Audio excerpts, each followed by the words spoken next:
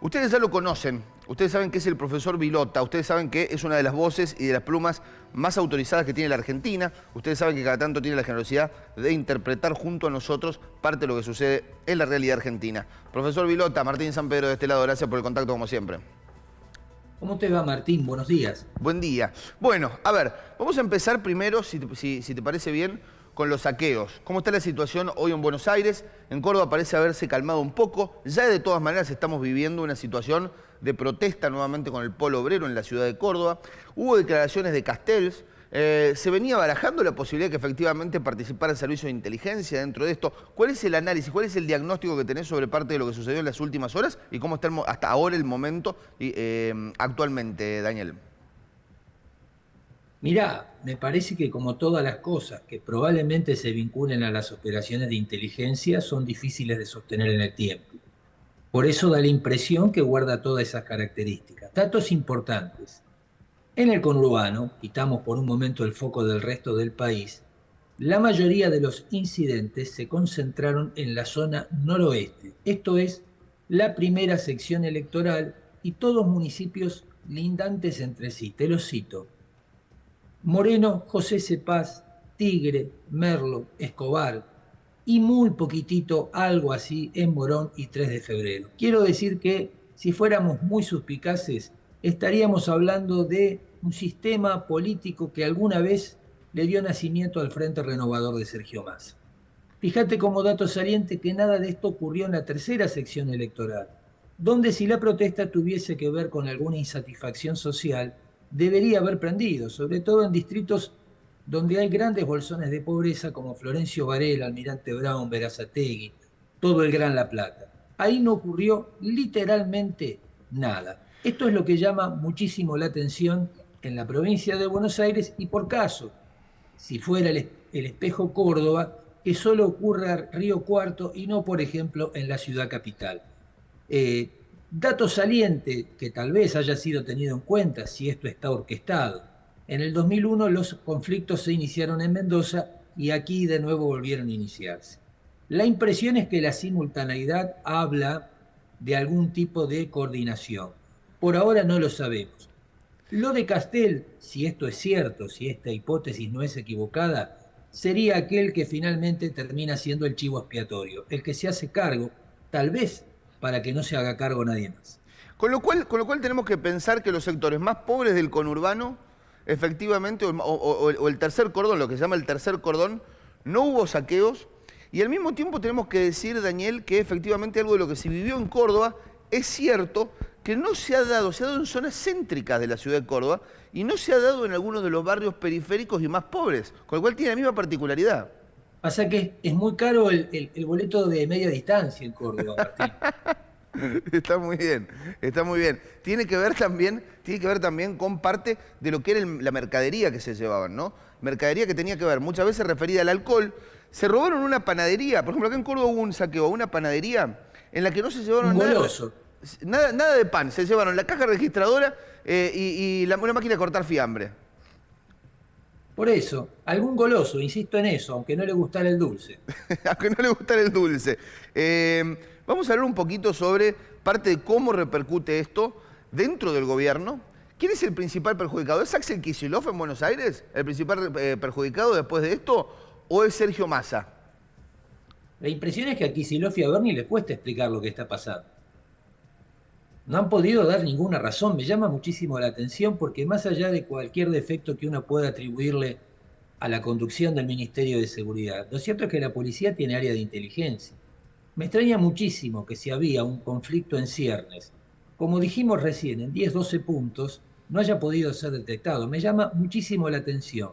Y que la zona más conflictiva, Martín, haya sido Moreno, donde gobierna la intendente Mariel Fernández, que lidera el sector del movimiento Evita que mejor se lleva con Juan Grabois y también con la Cámpora. Ahí Otro está. dato más interesante, la única cadena de supermercados reconocida como tal que sufrió alguna pérdida es la única que no adherió a precios cuidados. ¿Tendrá que ver? Son datos impactantes los que está dando Daniel Vilota respecto de lo que viene sucediendo y muchas suspicacias alrededor de algunos de los saqueos que vienen suscitándose efectivamente en todo el país. Te voy a preguntar, Daniel, y me quiero meter sí en el plano electoral, si te parece bien. Vamos a hablar un poquito sobre el plano electoral porque no hemos charlado todavía aquí en Bien Directo, está viéndote toda la provincia de Córdoba, está viéndote toda la Argentina, sobre qué está pasando efectivamente con las elecciones. Vos querés que me ingrese yo en el miedo escénico. Cada vez que me decís te ve todo No, Córdoba, no toda quiero eso, Argentina, Daniel, no quiero eso. sumame la mitad de Occidente, así salgo despavorido. No quiero eso, Daniel, no quiero generar miedo escénico. Te quiero preguntar, escribí hace poquito en La Política Online un artículo donde yo refiero que efectivamente la posibilidad es que se polaricen las elecciones entre Massa y Milei. ¿Vos seguís insistiendo efectivamente en una elección de tres tercios? ¿Como Cristina Kirchner? El escenario está de 3/3. Ahora, parece poco fortuito todo lo que ha ocurrido en estos días entre Massa y Milei. Massa que le agradeció a Milei su colaboración para que el acuerdo con el fondo llegue a buen puerto.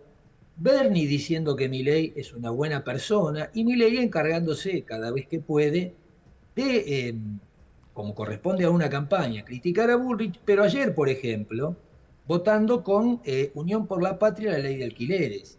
La impresión me parece que está bastante clara. En los dos actores que participan de esta elección, tal vez crean convenientes atacar la posición de quien salió segundo en este caso, segunda porque es una candidata mujer.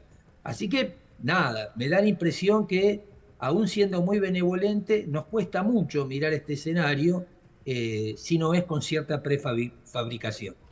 ¿Te da la impresión, Daniel, que efectivamente hoy la más perjudicada es Patricia Bullrich y que dentro de lo que tiene que ver con Massa Milei, en esa suerte de binomio, en esa suerte de disputa, hay una sociedad? No digas binomio porque después nos van a criticar, vas a decir que están casi acordados ahí. Por eso te estoy preguntando. Un problema. Eso te estoy preguntando. ¿Vos pensás que hay una sociedad encubierta detrás? Mira, yo no puedo asegurar eso, pero quiero insistir mucho en algo. Me llama muchísimo la atención que el quinto diputado nacional, mejor dicho, candidato de la lista de la Libertad Avance en la provincia de Buenos Aires, se llame Pablo Anzaloni. El candidato que sin muchos miramientos Sergio Massa apoyó en la interna de la UATRE y que de hecho lo ayudó a ser el director de la obra social de la UATRE, Osprera, mientras este proceso electoral estaba en marcha. Quiero decir, esto por supuesto que no significa nada ni ilegal ni irregular, pero da la impresión que algún vínculo entre ellos existía previo a esta competencia electoral. Y por otra parte, entiendo también bastante lógico que en la posición que está Massa y en la que está Milei, los dos intenten atacar en términos electorales, ningún otro a Bullrich. De la posibilidad de ser perjudicado o no, va a depender de la calidad de respuesta, de ella al conflicto y de quienes están desarrollando el conflicto. Sería muy bueno que las autoridades competentes digan de una vez por todas quién está detrás de todo esto, porque la verdad, Martín, es que resulta increíble pensar que esto no está orquestado.